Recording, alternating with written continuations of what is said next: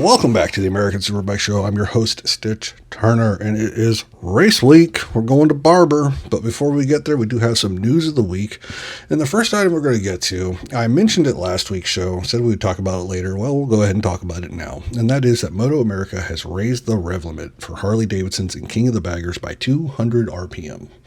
Now, I did a very quick and very informal poll on with people on both sides of that aisle for Indian and Harley Davidson. And you know, their initial reactions and attitudes toward it would be very much what you would expected. But there was one thing that, like, I didn't really expect to hear from both sides, and that was, it's probably not going to make a difference. Yeah. Now, this is my personal opinion. I think that's because Hayden Gillen's just flat ripping this year on that Indian Challenger. You're going to need a lot more than an extra 200 RPM to catch him. But, you know, here's my opinion. I don't really like this optics-wise. You know, mainly because I don't remember Indian receiving any sort of concessions last year when Kyle Wyman was dominating the championship. But, and this is a huge but that we need to remember here, and these are two completely different motorcycles that have completely different rule sets to try and keep them balanced against each other. While Harley may be getting a little extra help with a couple hundred RPMs, they're still going to have a rev limit that lies 800 RPM, lower than what the Indian Challenger is already allowed to run. Balancing bikes is really hard. And that should probably just be your biggest takeaway from this. And that's all I'm going to say about it. We'll see what happens for the rest of the year. All right, positive news. Logan Cunnison, he's making his Supersport debut this weekend on a Suzuki GSX-750R for Hippo Waste Trade. And I will admit that I have never heard of Hippo before, but a quick look at their Instagram page shows that they have been sponsoring riders in British Superbike for, at least since the beginning of the year, if not longer. And with Logan taking on this new endeavor in Supersport, and he's still going to go ahead and finish out the rest of the Twins Cup schedule as well for RTR. So looking forward to see that and how he continues. He's been coming on pretty strong. Like he got his first podium in Twins Cup at Road Atlanta, and he's taken a pretty good step forward this year. We'll see if he can go another step further. Our next little bit of news, MotoAmerica is expanding their Motul ADV experience for 2026. Now, I have to admit, I'm not really much into adventure bikes. I don't really follow a whole lot of that stuff, and I wasn't even aware of the first event last year at VIR. But this year, it's going to return to VIR again, and as well, in addition to that, they're going to add New Jersey Motorsports Park at the close of the season as another round that's going to feature this experience. And it features a dedicated adventure rider campground for like a rally-like experience, and they're also going to have a central hub, which will also host manufacturer displays and access to a range of activities like a mini adventure loop and a Dragoo adventure riding training clinics. And they're going to have a purpose-built obstacle course, and they're going to do something called a slow race, which is apparently a battle to be last across the finish line. Kind of, gives me, to me, that kind of has like those trials vibes, trying to go slow and balanced. I don't know, might be interesting to watch. I might be at VIR, so I might have to check it out. So that's our news for the week, and before we get too far into the preview, I want to just give a little quick mention about social media, because I will fully admit it's not my strong suit, but I'm starting to kind of figure it out and get a little bit of a groove going. So there will be a couple threads on my subreddit, r/AmericanSuperbikeShow on Saturday, one for qualifying and one for race one for Superbike. Sunday, probably not. I do still have a day job, and I may have to do the same thing like I did at Atlanta, and I'm going to be traveling during most of the day on Sunday to get home for work on Monday. And this will probably be the last race that I attend this season, or, well, at least until maybe VIR. So future races, I'm going to go ahead and I'll be able to start giving both days the attention they deserve. And, I'm going to be doing that on Reddit. And then like all of the pictures and little video clips I take of the track will be shared on Instagram. And on Instagram, you can search for me by name, Stitch Turner, or at American Superbike Show with an underscore between each word. Now, in addition to that, in the race weekends where we'll have our qualifying and race threads and whatnot, on every Friday, I'm going to start putting out a call for questions on my subreddit.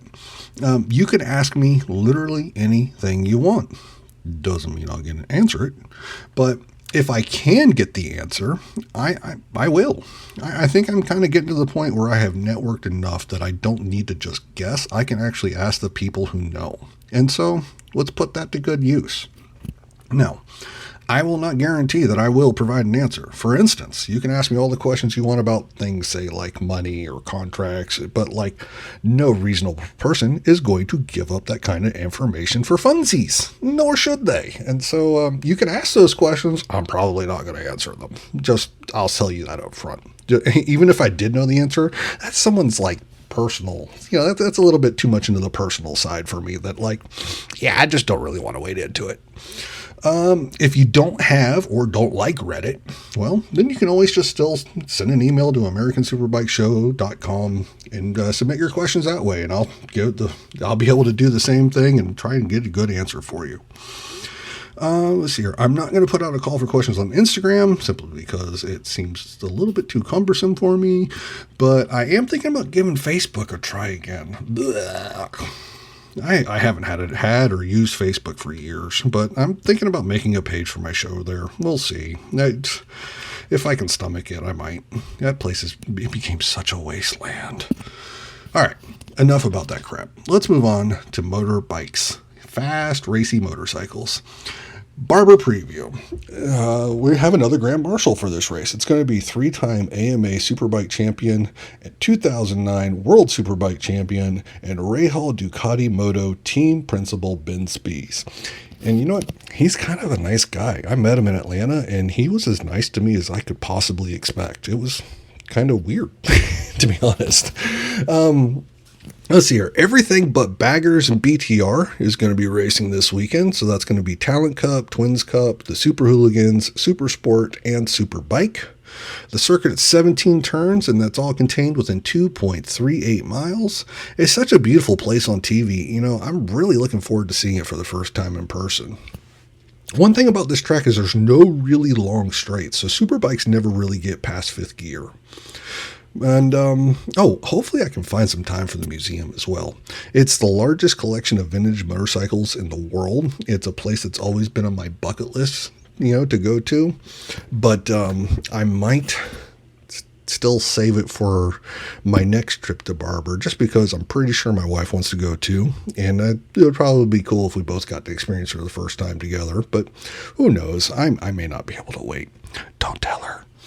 All right. Let's see here. In Superbike, Jake Gagne still holds the track record at a 1 minute 22.463 seconds. He set that time during the 2023 race weekend.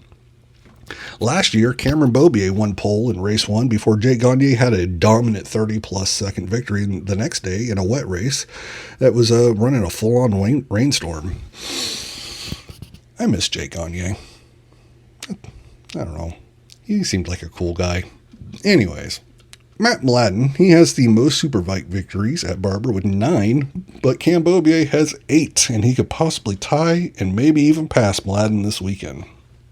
If his weekend goes as he would, I'm sure, like for it to go. Many riders in this field consider this Barber Motorsports Park their favorite place that MotoAmerica visits. I know Cam Peterson considers this one of those places. He once crashed here in a wet race and still came back to win. He runs so well here. And Matthew Skoltz is another one. He won a full-on Superbike race when he was only riding a stock 1000 machine one time at this track. So those are two guys that really love this place. The points coming in, well, Skoltz is already sitting on top with 45 points, so he's going to be hard to catch this weekend. Sean Dillon Kelly is 9 points behind him with 36. Cam Beaubier is third with 27. Bobby Fong's in fourth place with 25. Cam Peterson's in fifth with 23. And then Brandon Posh is in sixth with 17 points. Now, I picked Matthew Skoltz to win the championship at the start of the year, and it was mainly just a hunch. He's been running so well and gelling with his track racing team, and I just thought that they were both going to step up together and keep that rolling. And you know what? They're making me look really smart, and I think that's going to continue by winning at least one of the races this weekend. And as far as the other race, it's hard to imagine that Cam Beaubier doesn't record his first victory of the season this weekend, either a Saturday or Sunday. But I also really don't want to count out Cameron Peterson. He's going to win a race or two this year on that 2025 Spec Ducati, and it might as well happen at his favorite track. And also, don't sleep on Bobby Fong. He's already had a much better start to the season than he did last year when he almost won the championship. All right, in Supersport. Last year, Matthew Skoltz won pole in race 1, while Josh Hayes won race 2 on his 50th birthday. In the top 2 classes, we are guaranteed to not have a repeat of last year, since in each case, one of the victors from last year is no longer racing in the class they won in, because Matthew Skoltz has moved back up to Superbike, and Jake Gagne is, on a little bit of a hiatus. The points for Supersport, as they're coming in, they're pretty tight after 3 races. Josh Herring's in the lead with 61 points. Darren Bender's right behind him with 58, so only 3 behind. And then only another 2 points further back to Tyler Scott. Kayla Yakov's in 4th with 42 points. Blake Davis is in 5th with 36. And Dominic Doyle's in 6th with 26. Now, as I said with Superbike, many riders love Barber. I'm not sure if Josh Herring is one of that group. I don't know this for certain. I thought I could remember an interview from last year or the year before at Barber, and I went back and I did try to watch some replays and find it, and I couldn't. So this may be something I'm making up. I want to stress that, but I could have swore that I remember that, it's just not his favorite place. It does not that he hates it, but it's just not his favorite place. So we could still very easily have things shaken up at the top of the point standings as well, because this will also be Darren Bender's first race weekend at this track. And when you already have 5 points separating first from third, like that's something that could flip around really quickly. And you know what? It's been a while since Ty Scott has won a race. I got distracted and never really did figure out when his last one was, but I can tell you it's been well over a year since he didn't visit the top step of the podium at all in 2025. I think that's time for that drought to end. That dude has been consistently at the front since the first practice at Daytona this year. Like he's not collecting victories, but he's still been on a roll. I think he's going to I think that drought's going to come to an end. Yep. I'm going to pick Ty Scott to win a race. I'm also going to go on a limb, and I'm going to pick Kayla Yakov to win a race this weekend. She's long progressed her career past the point where she was only considered truly a threat in wet races. And nope. I think she's a complete rider now. And like Ty Scott, she's had a great start to her 2026 season. The future is now. And when you include Blake Davis, I think the kids are set up to have a hell of a weekend. All right, moving on to Hooligans. Hooligans did not race at Barber in 2025, so let's start with the points coming into this race. There is a tie at the top. Tied for first place is Jake Lewis with 41 points, and he's tied with James Rispoli. In third place is Corey West. He has 40 points, so he's only 1 point behind. And then fourth place is Travis Wyman with 23. Unfortunately, he's not going to be there this weekend with the FXR that he was running for Saddlemen. He's going to be running in the Baggers World Cup over in Czechia, or the Czech Republic. I'm not really sure how to pronounce their new names since they changed it. Let's hear it. Gus Rodio is in 5th place in points with 22, and then in 6th place is Andrew Dobrino with 20. Now, why did I want to go over points first? The first 4 spots are all occupied by Harley Davidson Pan Americas. Now, with all of the adjustments that have been made to the Harley Davidson bikes to try and bring them back to the rest of the pack, they're starting to add up. Last year, they had like over 40 pounds added to their minimum weight during the middle of the season. And then their power got dialed back over the off season with tighter air restrictors and everything.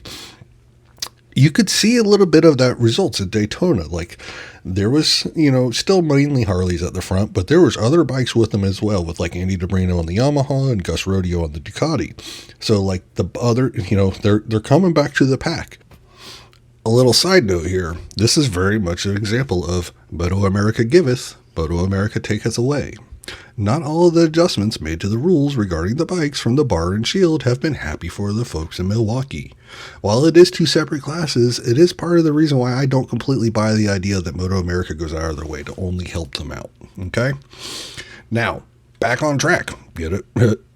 With Barber being such a twisty circuit with a lot of transitions from like full lean one way to full lean the other, and then without a real true straightaway that's going to play into the strengths of the Pan America, I think we are going to see another manufacturer win a race for the first time since the Indians were still running around on track with their FTRs in the class. And you know what? I think the rider that's going to make that happen is Gus Rodio. Yeah. Speaking of which, welcome back Ben Gloddy to MotoAmerica. Gloddy's going to be starting his season at Barber as Rodio's teammate on a Rodio Racing Ducati. And also kicking off their season, the Orange Cat team will finally make their race debut on the Light Fighter bikes, piloted by Josh Herron and Caleb DeCarroll. Daytona is a track that absolutely sucks for electric bikes. Barber is not. I think we're about to be impressed. Twins Cup. All right, Hank Vosberg. Jesus, if I could speak words, that would be great. Hank Vosberg has a bit of a cushion coming into the weekend in points. He's all alone at the top with 86 points. Sam Drain is behind him with 63, and then only one more point back to Bodie Page in third with 62 points. Matthew Chapin's right there along with those guys in fourth with 58. And then a little bit more of a gap back to Kevin Olamido in fifth with 36 and Isaac Woodward in sixth with 35. Now last year, Avery Dreyer did like the most badass thing ever by just renting a Suzuki from Tim Hammer after starting the season on a different bike. And then he just went out and won the first race he contested it in. That was awesome. The next day, Alessandro Di Mario came back and won race 2, and both of these riders have moved up to Supersport for 2026. So we're going to get some new winners in Twins Cup at Barber Motorsports Park this year. Now, I think that Hank Vosberg's the real deal. But man, so are the three riders currently chasing him in the championship. Plus, Logan Cunnison seems to be coming on strong. And with that kind of competition within the class, it's hard to imagine any one of those riders just sweeping the weekend. Now, while I think Hank will score another victory on the weekend, I'm also looking at Team Hammer to grab a top spot on the podium as well. I just can't decide if it's going to be Bodie Page or Matthew Chapin because they're both the real deal as well. In Talent Cup, last year, Alessandro Di Mario won race 1 by almost 7 seconds over Sam Drain, while race 2 was won by Hank Vosberg over Julian Correa. Now, only one of those names is returning in the class again this year, and that's going to be the Australian Sam Drain. But Kenzie Matsudaira has been on a roll, man. He's won the last 3 races in a row, and now the points coming in. You have Kenzie all at top with 95 points. Second place behind him is Nathan Gauker with 81. Jake Page is in third with 54. Sam Drain is in fourth with 45. And then you got Rossi Garcia in fifth with 42. And then Nathan Betancourt in sixth with 39. So the one race that was not won by Matsudaira was the first race of the season at COTA, and that was won by Nathan Gauker. I didn't know anything about Gauker before the year started, and that's apparently mainly because he was off, racing in Spain for the last few years. Well, Barber has always been described as more, quote-unquote European in nature, with its tight, twisty nature, and it doesn't really, that doesn't offer many opportunities to rest. This place should play into the strengths that he has developed over in Europe. Also, remember after COTA when I said that the lead group that was made up of 4 riders, it was Matsudaira, Gauker, Jake Page, and Sam Drain, remember when I said they were much more likely to see other riders work their way up and join them rather than that just being the status quo for the rest of the year? Well, at Road Atlanta, there was still that group of 4 at the front of race 1, but instead, Rossi Garcia finished a super close second, damn near photo finish with Kenzie Matsudaira, while Derek Sanchez-King also ran with the front group. Now, unfortunately, Sanchez-King and Garcia both had DNFs in race 2, but they both showed that they can run with that front group throughout the weekend. Nathan Betancourt also finished in 5th place in both races, and he's getting to the point where he's closer to the 4 in front of him than he is to the riders behind him. I know I typically try to give my predictions before the weekend, and honestly, sometimes I wonder if I should still keep doing that, but, Even with Kenzie Matsudaira being on a 3-race winning streak, I just have zero idea who's going to be standing on the top step of the podium in any of the races this weekend. All right, so for TV, now I'm going to combine together this time the MotoAmerica Live Plus and the Samsung TV Plus schedule. The reason why I'm doing this is because this is the first weekend where all the races are aired live on Samsung TV Plus as well. And, you know, they're always live on Live Plus. I'm telling you, if you didn't spend the money to get the MotoAmerica Live Plus, there's going to be multiple times this season where you're just going to be kicking yourself. It is worth every penny. All right, Friday. Friday is going to be Live Plus only. The preview show is going to kick off at noon. The Raceline betting show is going to be at 1 o'clock. Now, that show is only going to be about 10 minutes, and so the Q1s are going to start to air at about 1:10. In order, it's going to be Talent Cup, Supersport, Super Hooligans, Superbike, and last but not least, Twins Cup, which Twins Cup is going to kick off at like 4 o'clock. Now, of course, that Superbike session is not a qualifying session. It's only going to be free practice. They're just going to have the one qualifying session on the weekend again. And once again, I kind of like that. It adds a lot of drama to me, you know, in my opinion. Saturday, Live Plus coverage is going to start at 9:30 in the morning. Oh, by the way, all times are going to be local, which is Central Time, I believe. So, yes, Saturday Live Plus starts at 9:30 Central Time with Superbike Free Practice 2, and then that's going to be followed by the qualifying 2 sessions for Supersport and Super Hooligans, and then the one and only 15-minute Superbike qualifying session.